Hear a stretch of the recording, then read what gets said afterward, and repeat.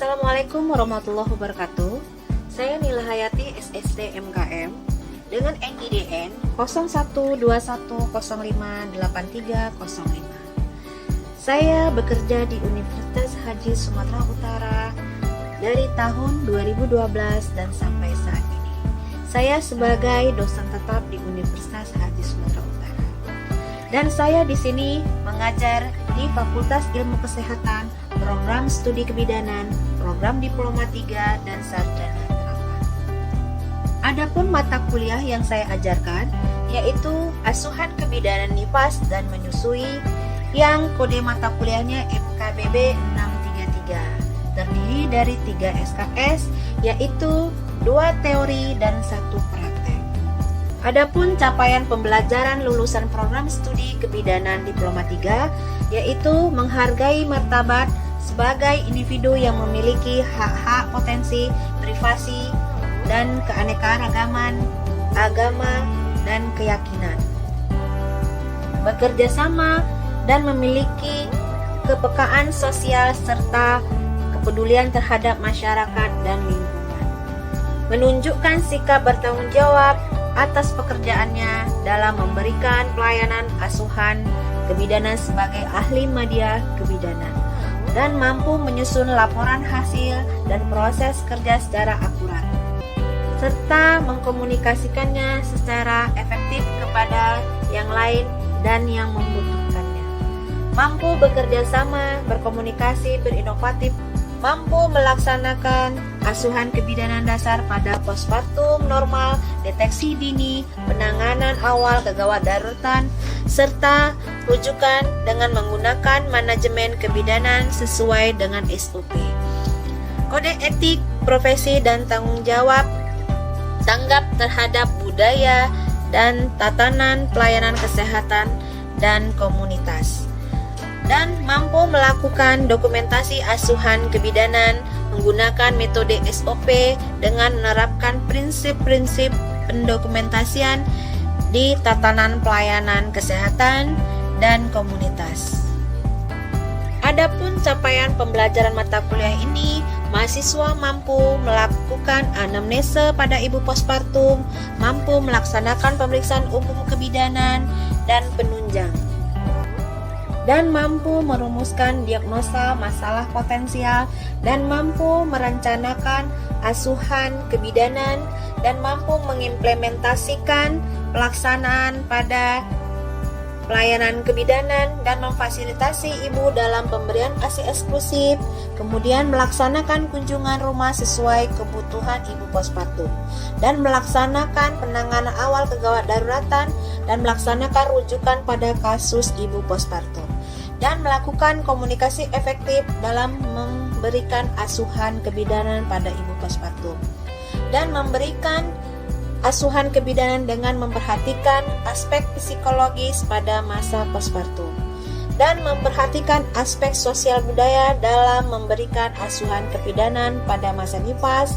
memberikan asuhan kebidanan pada masa nifas dengan memperhatikan etika dan hukum perundang-undangan, dan menjelaskan kebutuhan gizi dalam asuhan kebidanan pada masa nifas. Deskriptif mata kuliah ini yaitu membahas memberikan kemampuan melaksanakan pelayanan asuhan kebidanan postpartum ibu nifas dengan kewenangan ahli media. Untuk media pembelajaran yang saya gunakan yaitu bisa WhatsApp dari perangkat lunak, Google Classroom, Google Meet, Zoom, dan lainnya. Dan untuk perangkat keras saya menggunakan handphone, laptop, komputer, LCD proyektor, dan alat-alat medis. Untuk mata kuliah ini, saya sebagai koordinator bekerja sama dengan tim teman sejawat yang mereka berlatar belakang dengan S2 Kesehatan Masyarakat. Adapun mata kuliah prasyarat sebelum memasuki mata kuliah ini, yaitu mahasiswa harus wajib menguasai materi pada mata kuliah pengantar asuhan, kehamilan, persalinan, nifas, dan bayi baru lahir. Adapun tujuan pada mata kuliah ini mahasiswa mampu mengetahui memberikan pelayanan yang terbaik kepada ibu nifas dan menyusui. Untuk penilaian pada mahasiswa, saya menilai dari keseharian, yaitu keaktifan mereka dia di kelas, yaitu melalui tanya jawab, kemudian dari post-test, bisa dari tugas, dan dari UTS UAS mereka. Adapun salah satu materi yang saya ajarkan yaitu pendidikan kesehatan tentang kebutuhan ibu nifas, yang mana tujuannya yaitu mahasiswa dapat memberikan pendidikan kesehatan tentang kebutuhan ibu masa nifas. Adapun tujuan materi ini, mahasiswa mampu melaksanakan pendidikan kesehatan tentang kebutuhan ibu masa nifas, termasuk exercise, nutrisi, mobilisasi, eliminasi, dan perawatan bayi di rumah, seksualitas, dan metode kontrasepsi. Berikut video saya mengajar, selamat menyaksikan. Bismillahirrahmanirrahim. Assalamualaikum warahmatullahi wabarakatuh. Waalaikumsalam warahmatullahi wabarakatuh. Iya.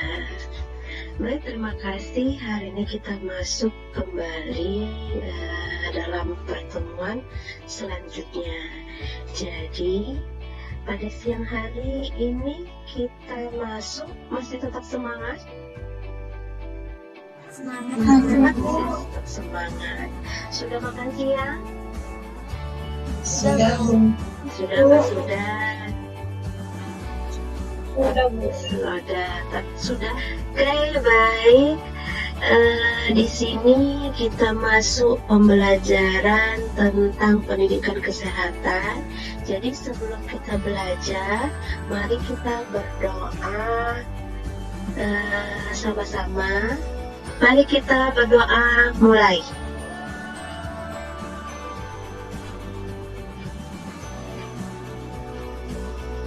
Ya, selesai. Terima kasih. Mari selanjutnya kita masuk ke materi. Bentar Ibu screen dulu, share screen dulu ya.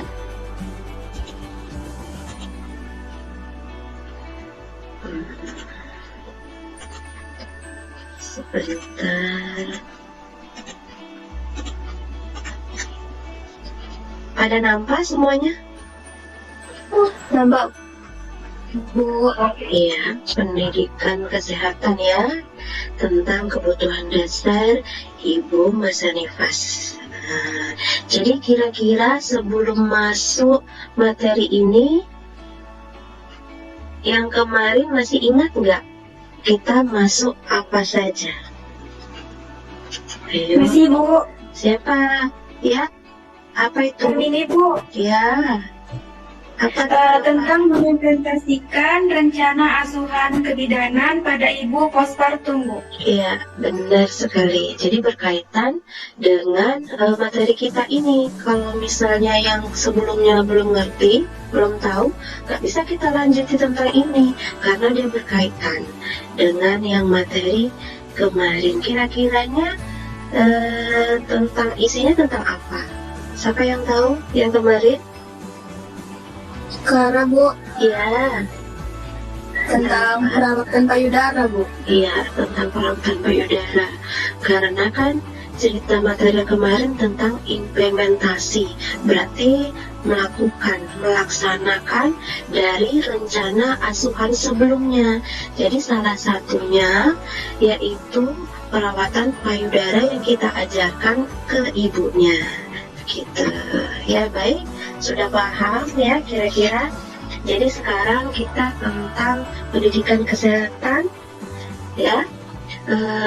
Bagaimana sih kebutuhan dasar masa nifas itu gitu. Jadi di sini ada beberapa kebutuhan dasar ibu masa nifas. yaitu salah satunya nutrisi dan cairan katanya. Jadi perlu nutrisi dan cairan itu diberikan kepada ibu nifas. Jadi berapa banyak sih sebenarnya sebaiknya diberikan nutrisi dan cairan itu pada ibu nifas? Apa saja sih yang diberikan? Salah satunya ini ya, tambahan kalori yang dibutuhkan oleh ibu nifas yaitu 500 kalori per hari. Kemudian diet berimbang untuk mendapatkan sumber tenaga, protein, mineral, vitamin, ya kan? Kemudian apalagi minumnya, ya kan?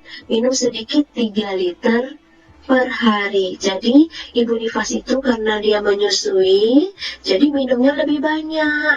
Jadi ibu nifas itu semakin banyak dia mengkonsumsi atau meminum air putih, maka asinya pun semakin banyak. Gitu ya. Kemudian pil zat besi katanya. Kenapa? Karena ibu nifas itu memerlukan tenaga. Namanya waktu saat melahirkan itu banyak ya memerlukan tenaga, keluar darah, ekstra. Jadi ketika setelah melahirkan itu tenaga itu untuk menambah pulih kembali, jadi harus minum pil vitamin.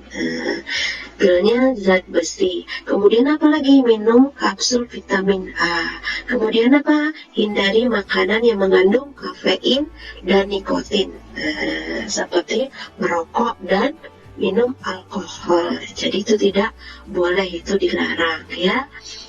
Kemudian ambulasi.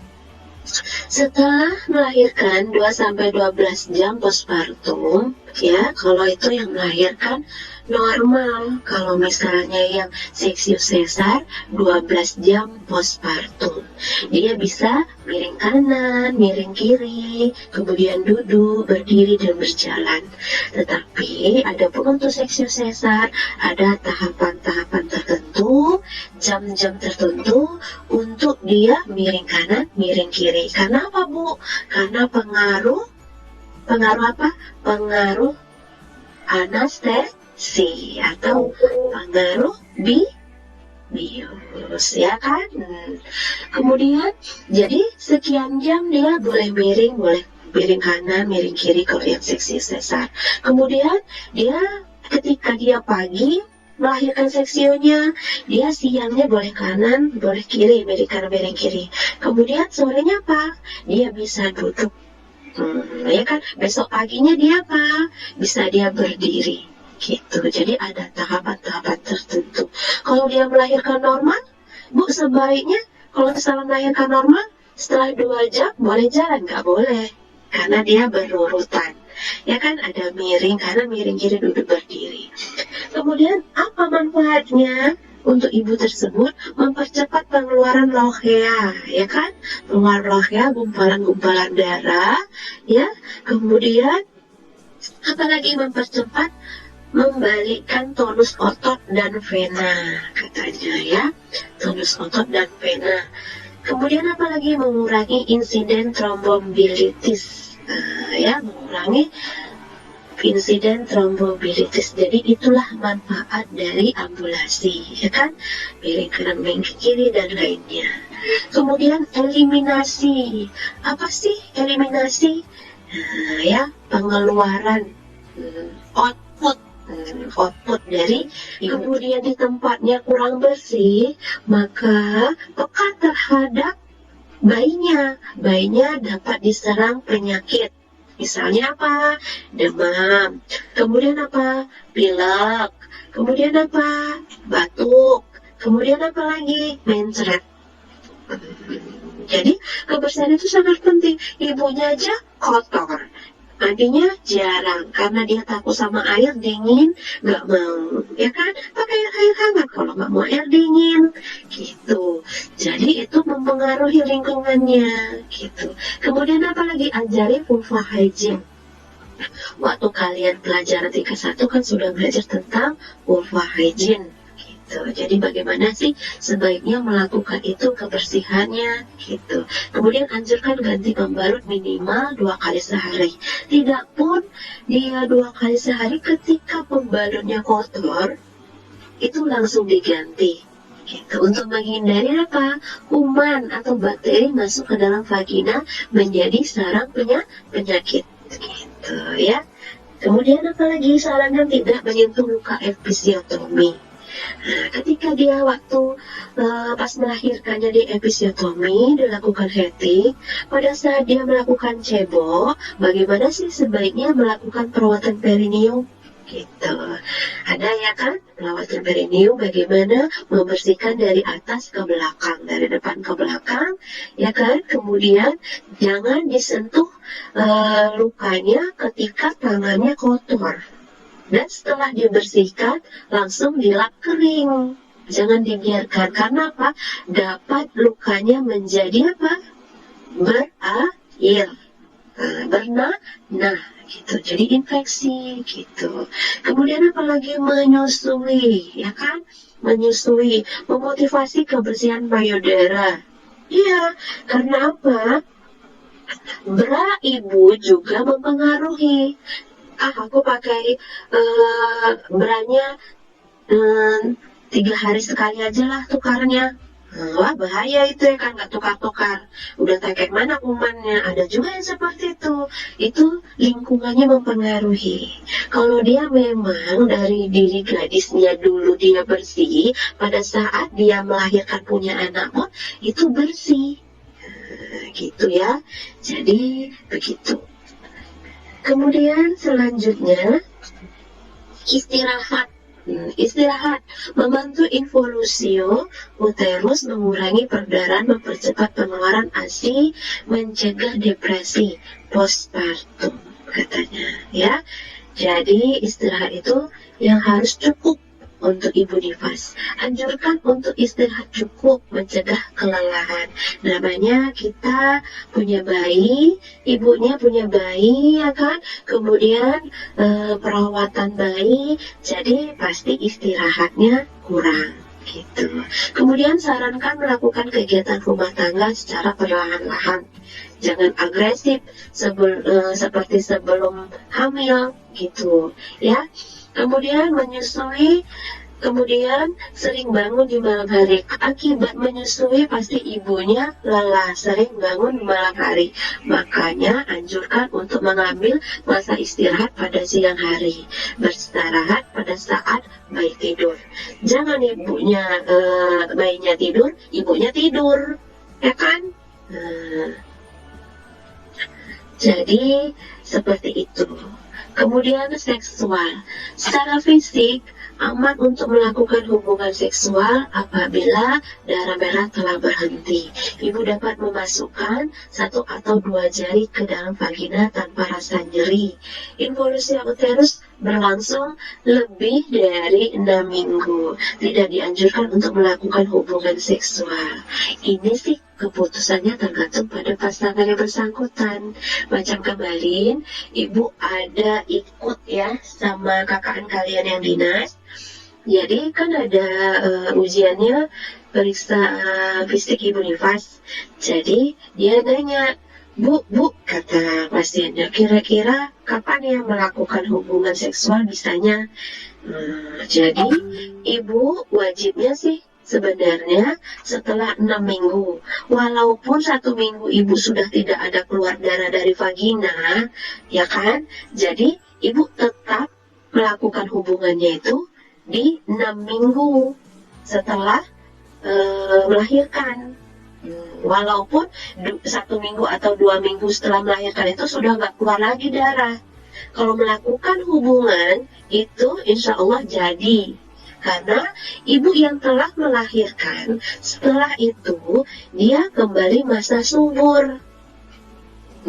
Ya, kembali masa subur. Jadi kalian ketika punya pasiennya bertanya, Bu, kalau hubungan seksualnya itu kapan ya Bu setelah melahirkan ini? Kalian menganjurkan wajibnya setelah 6 minggu ya. Kalian duduk, ya kan? Kemudian tutup rektum itu dinaikkan, ditahan, kemudian dilepas, ya kan? Bokong kalian itu ditutup, bisa kan? Ditutup, dinaikkan, kemudian dilepas, ya kan? Nah, seperti itu.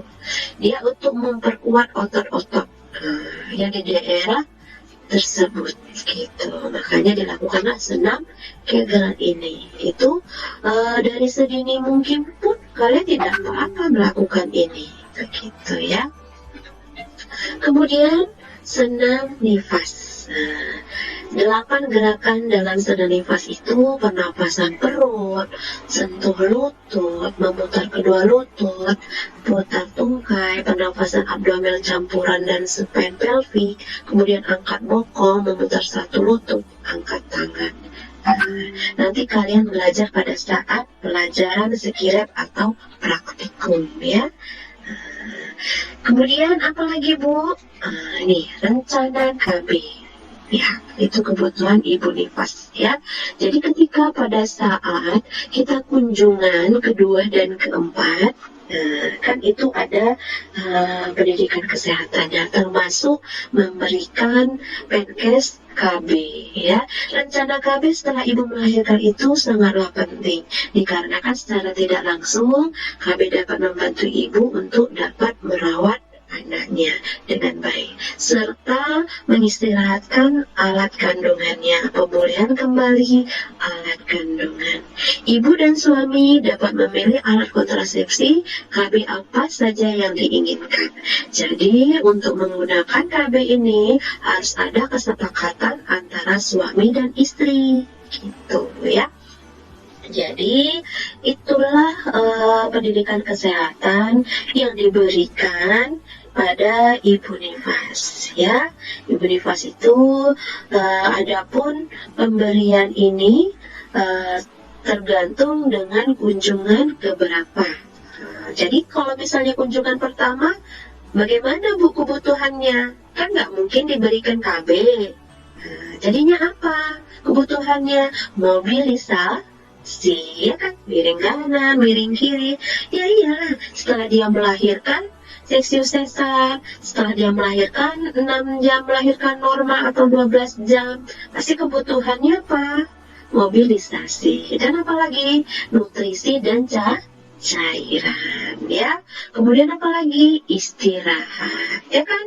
Jadi untuk kunjungan pertama dan kedua itu dia kebutuhannya. Kalau KB ini dia kedua dan ketiga. Jadi kalian nanti belajar tentang kunjungan ibu nifas. Ada 4 kali, kapan-kapan saja gitu. Jadi di salah satunya itu dia diberikanlah Penkes. Jadi Penkes apa yang tepat pada saat kunjungan gitu ya. Jadi kalian harus tahu gitu. Baik, selanjutnya terima kasih. Kira-kira itu materi ibu ya. Kita nggak perlu banyak, yang penting tahu isinya. Ya, baik. Kira-kira di sini ada yang mau bertanya tentang materi yang ibu sampaikan?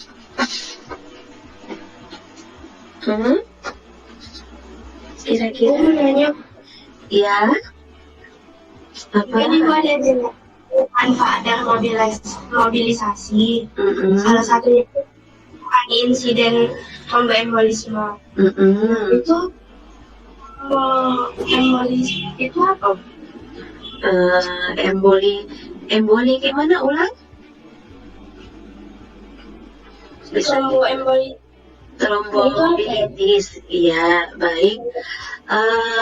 Itu trombolitis itu peradangan pada pembuluh darah balik ya, vena, yang memicu terbentuknya gumpalan ya kan di salah satu vena.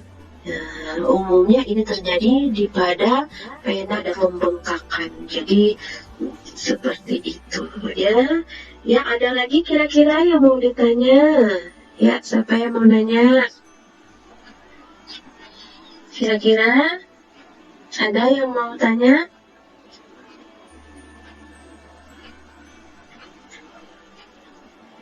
Saya Bu. Ya. Karmini, ya apa? Saya mau bertanya Bu, berapa jam sebaiknya ibu nifas itu istirahat ya Bu?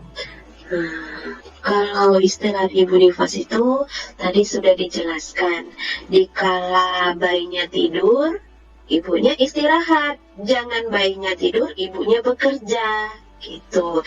Jadi sebaiknya ibu nifas itu 7 sampai 9 jam istirahatnya. Tapi tergantung ibunya, jangan sampai terporsir. Karena malam bayi itu kadang dia terbangun, buang air kecil, buang air besar, kemudian mau menyusui, pasti ibunya lelah. Jadi di sela-sela bayinya tidur, ibunya tidur, jangan bekerja. Aku mau ngelipat kain, aku mau ngangkat jemuran, aku membersihkan rumah. Nah, ketika bayinya tidur, itu salah. Nah, karena itu dapat mempengaruhi pengeluaran ASI ibu. Kalau misalnya nifas ya, jadi sebaiknya senam nifas itu dilakukan dia setiap hari. Dilakukannya kapan Bu? Setiap hari. Bu, jadi kapan Bu bisanya? Setelah 6 jam melahirkan normal. Ya, jadi setelah 6 jam melahirkan normal. Jadi Bu, kalau misalnya seksius sesar, kalau dia seksius sesar, senam nifasnya itu ketika ibunya sudah bisa berdiri. Ya, sudah bisa berdiri, dia bergerak, baru dia bisa melakukan senam nifas, ya. Ya, baik, paham ya Mbak Maharani? Bu, terima kasih Bu. Sama-sama. Ya, ada lagi yang mau ditanya? Bu, izin kamar Bu. Ya, Sinta apa?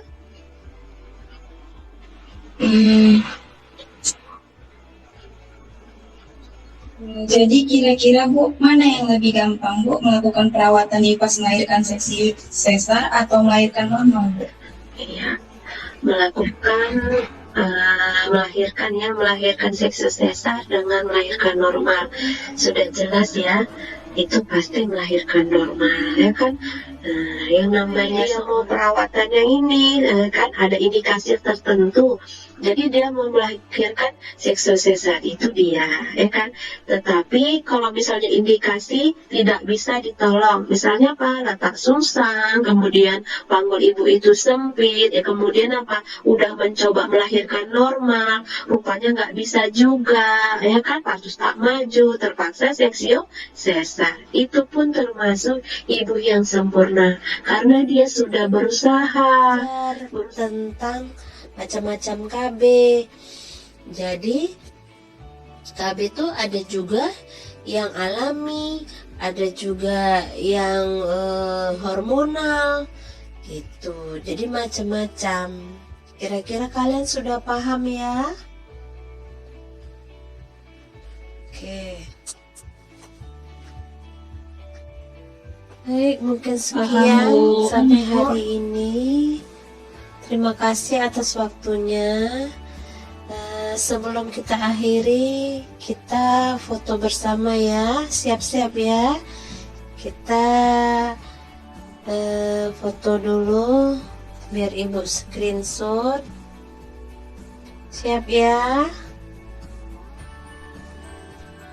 Oke. Terima kasih. Assalamualaikum warahmatullahi wabarakatuh.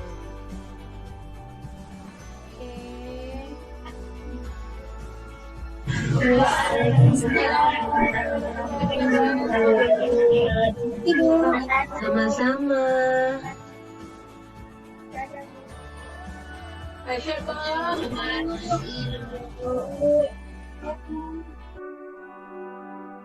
Bu.